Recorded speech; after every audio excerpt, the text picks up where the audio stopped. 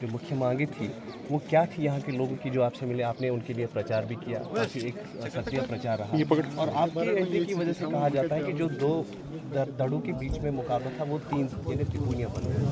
तो कुल मिलाकर क्या समस्या है क्षेत्र में?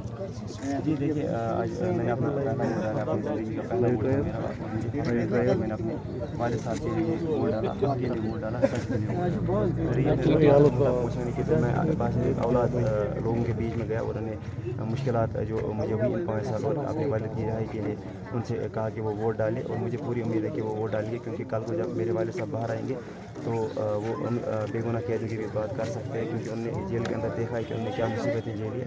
तो मुझे पूरी उम्मीद है वो उन बेगुनाहों की बात भी करेंगे। और फिर रही मैनिफेस्टो की बात, तो वो हमारी जो एक अवामी इत्तेहाद पार्टी है उनके लीडर्स ने जो है वो अपना मंशूर मैनिफेस्टो लोगों तक बाज़ाती खुद पहुँचाया। मैं बाहर से एक औलाद ही आया था, मैं कोई सियासत दान के तौर पर नहीं आया था।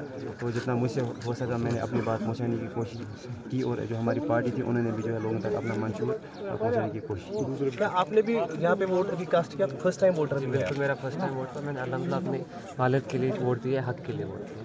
तो यहाँ पे लोगों से क्या उम्मीद है आपकी? वोट देखिए, करें? उम्मीद है ये बिल्कुल करेंगे, जिस हिसाब से हमारे साथ जुट रहे हैं। उम्मीद है कि वो बिल्कुल अब इस बात को साबित करेंगे, उनका जो जज्बा और जुनून तो हक के लिए था, सच के लिए। आपको लगता है कि जो मतलब पहले बॉयकॉट होता था, बायकॉट से कोई फायदा मिलता था किसी को? देखिए, बाइकआउट से फ़ायदा मिलता नहीं था और उम्मीद है कि इस बार भी बाइकआउट होगा नहीं, क्योंकि लोग समझ गए कि हक के साथ कौन था, सच के साथ कौन था। और इंशाल्लाह हक की बात करने वाला आगे है उनके लिए और इंशाल्लाह हक के लिए वोट जरूर करेंगे। Thank you. तो कुल मिलाकर जो मुख्य मांगे थी वो क्या थी यहाँ के लोगों की जो आपसे मिले, आपने उनके लिए प्रचार भी किया, काफ़ी एक सक्रिय प्रचार रहा और आपके रहने की वजह से कहा जाता है कि जो दो दड़ों के बीच में मुकाबला था वो तीन यानी त्रिकोणीय बन गया। तो कुल मिलाकर क्या समस्या है क्षेत्र में?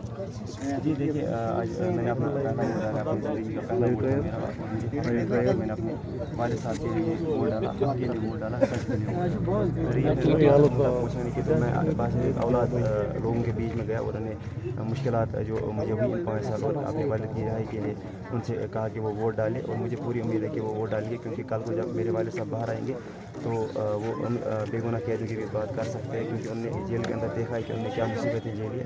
तो मुझे पूरी उम्मीद है वो उन बेगुनाहों की बात भी करेंगे। और फिर रही मैनिफेस्टो की बात, तो वो हमारी जो एक अवामी इत्तेहाद पार्टी है उनके लीडर्स ने जो है वो अपना मंशूर मैनिफेस्टो लोगों तक बाज़ाती खुद पहुँचाया। मैं बाहर से एक औलाद ही आया था, मैं कोई सियासत दान के तौर पर नहीं आया था।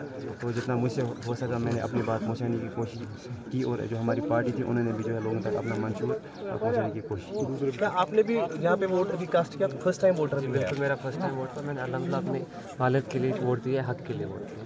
तो यहाँ पे लोगों से क्या उम्मीद है आपकी? वोट देखिए, करें? उम्मीद है ये बिल्कुल करेंगे, जिस हिसाब से हमारे साथ जुट रहे हैं। उम्मीद है कि वो बिल्कुल अब इस बात को साबित करेंगे, उनका जो जज्बा और जुनून तो हक के लिए था, सच के लिए। आपको लगता है कि जो मतलब पहले बॉयकॉट होता था, बायकॉट से कोई फायदा मिलता था किसी को? देखिए, बाइकआउट से फ़ायदा मिलता नहीं था और उम्मीद है कि इस बार भी बाइकआउट होगा नहीं, क्योंकि लोग समझ गए कि हक के साथ कौन था, सच के साथ कौन था। और इंशाल्लाह हक की बात करने वाला आगे है उनके लिए और इंशाल्लाह हक के लिए वोट जरूर करेंगे। Thank you. तो कुल मिलाकर